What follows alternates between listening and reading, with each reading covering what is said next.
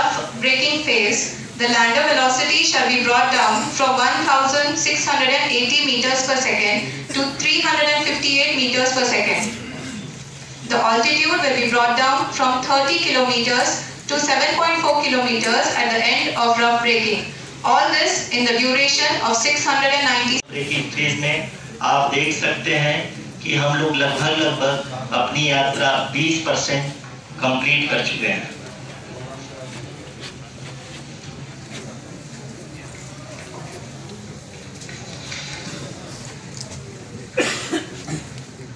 Power descent की यह शुरुआत हम कह सकते हैं कि बहुत ही सटीक और सदी हुई है, जिसमें लैंडर अपने वेगमान को अनुमानित तरीके से घटा रहा है। ग्राउंड फेज है, इसी को अपना लैंडर मॉड्यूल आगे चलते हुए बढ़ रहा है। अभी तक ये देखा जा सकता है कि लैंडर मॉड्यूल लगभग 370 किलोमीटर क्षैतिज दिशा में चल चुका है। The mission operations team is analyzing the data and the distance traveled is 754 kilometers. We can also see the image that the lander imager camera has been providing. और lander के horizontal velocity को लगातार कम कर रहे हैं, जो कि इस फेज के उपरांत लगभग 800 मीटर हो जाएगी।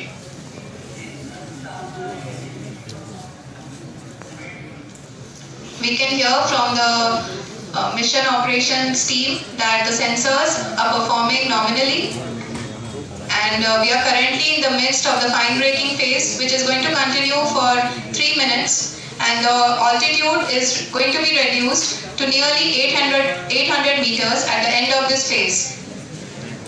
जी हाँ, जैसा कि आपने बताया कि लगभग 3 मिनट के उपरांत लैंडर की हाइट लगभग 800 मीटर वर्टिकली होगी, और यहाँ पे लैंडर की horizontal velocity, vertical velocity, even down range भी लगभग 0 होगा।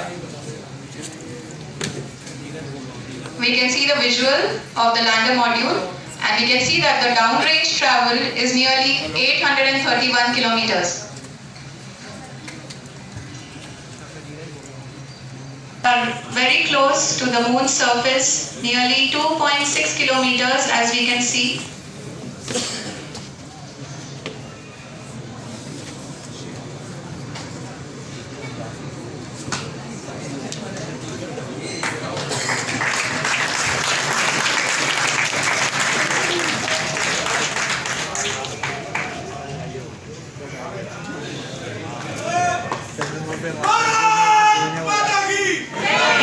अभी आप देख सकते हैं कि लैंडर की ऊंचाई लगभग 1 किलोमीटर के आसपास है।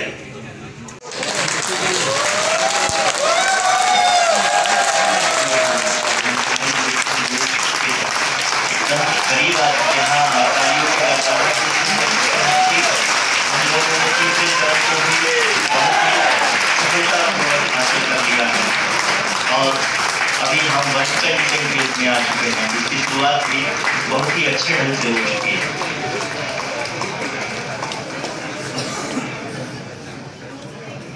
Lot of applause indicates that till now the performance has been nominal. We are in the vertical descent phase 1.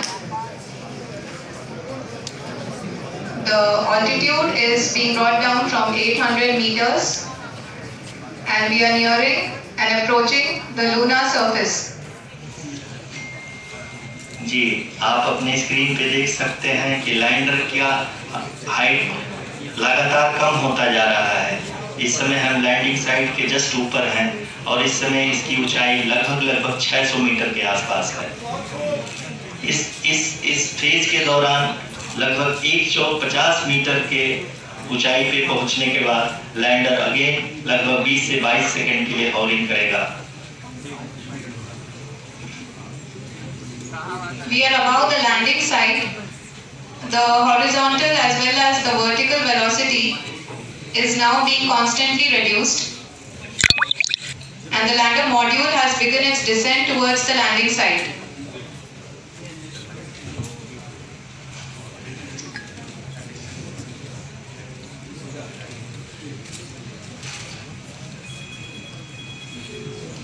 जी हाँ, आप अपने स्क्रीन पे देख सकते हैं ये जो पथ निर्धारित किया गया है, लैंडर पूरी तरह से उसी को ही फॉलो कर रहा है। इस समय हम लगभग 200 मीटर की हाइट से भी कम आ चुके हैं।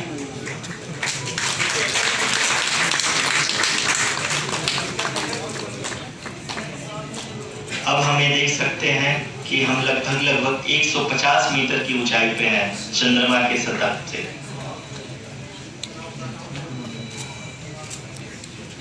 We are approaching the vertical descent phase 2, which will have the lander module hovering at nearly 150 meters above the lunar surface.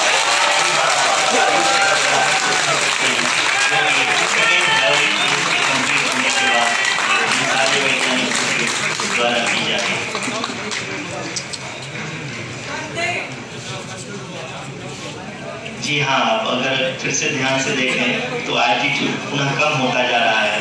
अभी हम लोग लगभग 135 मीटर की ऊंचाई पे हैं।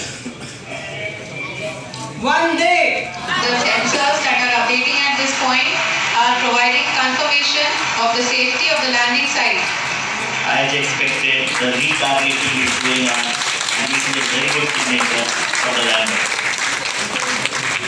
अभी आप ये देख सकते हैं कि लैंडर की ऊंचाई लगभग 65 मीटर के आसपास बची हुई है।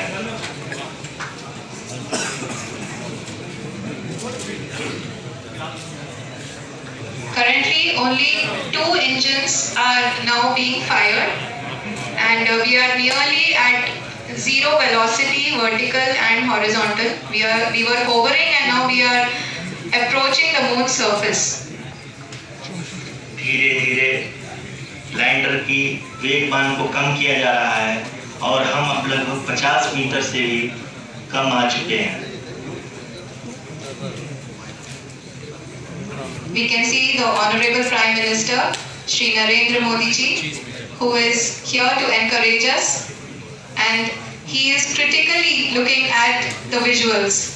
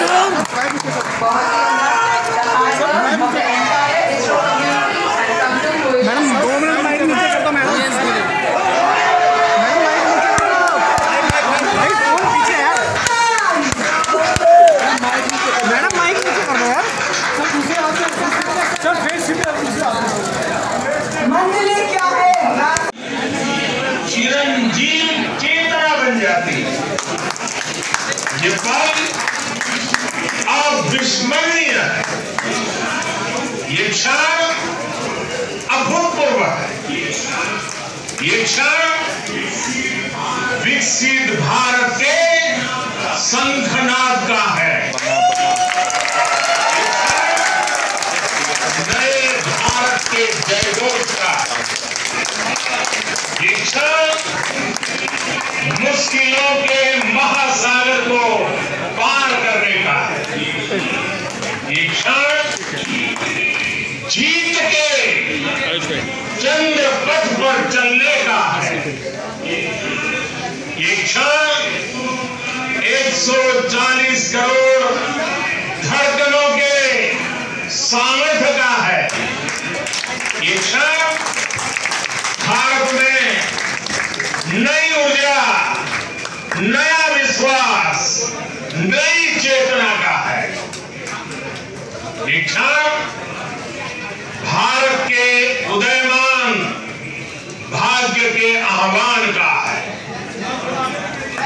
अमृत काल की प्रथम प्रभा में सफलता की अमृत वर्षा हुई है।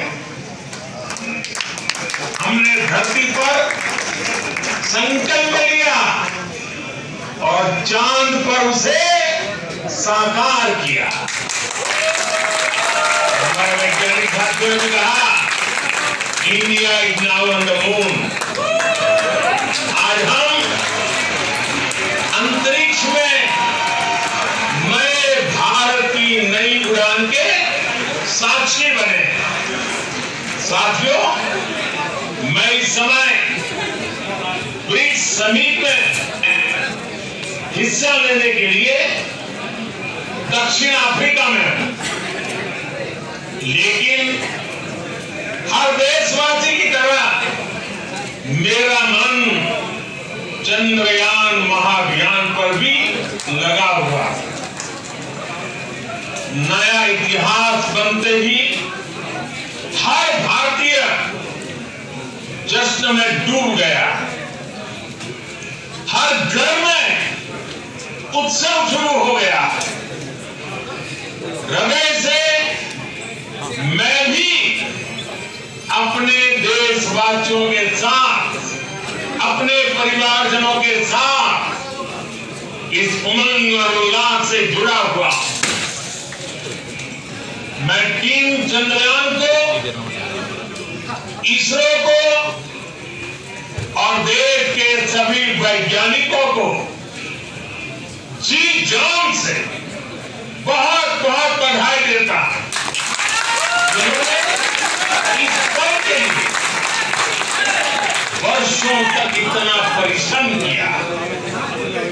उत्साह, उमंग, आनंद और भावुकता से भरे इस अद्भुत पल के लिए मैं 140 करोड़ देशवासियों को भी कोटि कोटि बधाइयां देता हूं।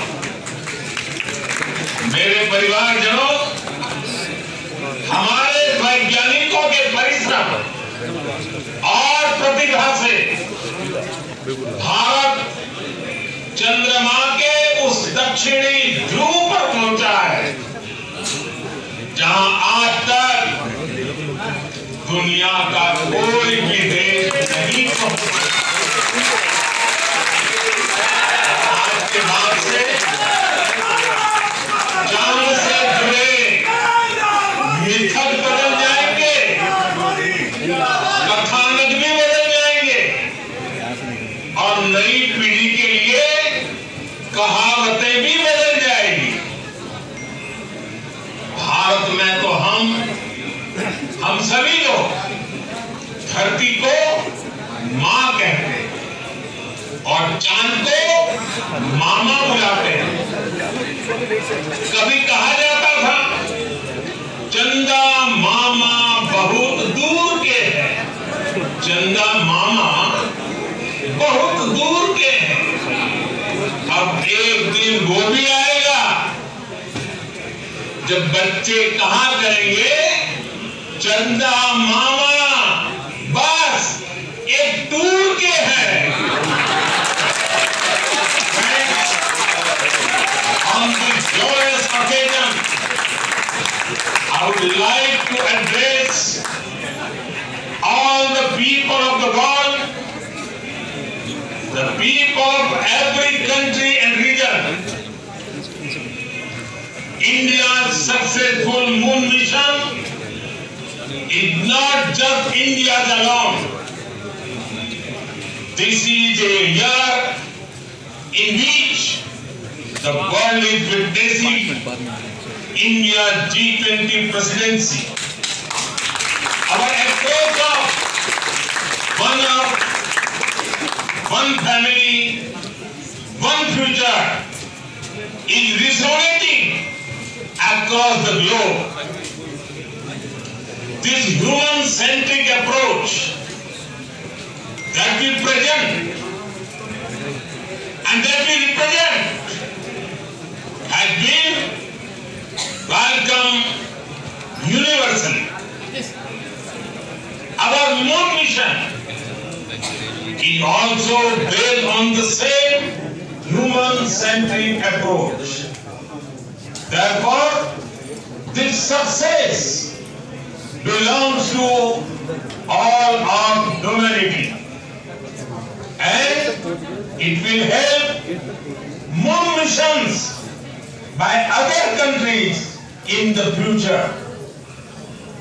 I am confident that all countries in the world, including those from the global south, are capable of achieving such feats. We can all aspire for the moon and beyond. मेरे परिवारजनों, चंद्रयान महाअभियान के ये उपलब्धि भारत की उड़ान को चंद्रमा की कक्षाओं से आगे जाएगी। हम हमारे सौरमंडल की सीमाओं का सामर्थ्य परखेंगे और मानव के लिए ब्रह्मांड की अनेक संभावनाओं को साकार करने के लिए भी जरूर काम करेंगे। हमने भविष्य के लिए कई बड़े और महत्वाकांक्षी लक्ष्य तय किए।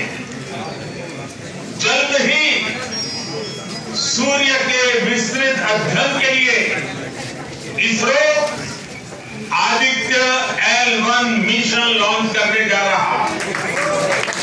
इसके बाद शुक्र भी इसरो के लक्ष्यों में से एक है। गगनयान के जरिए देश अपने पहले ह्यूमन स्पेस फ्लाइट मिशन के लिए भी पूरी तैयारी के साथ जुटा है।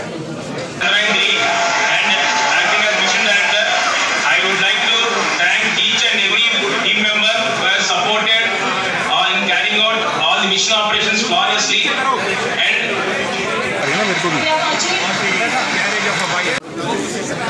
thank you sir, thank you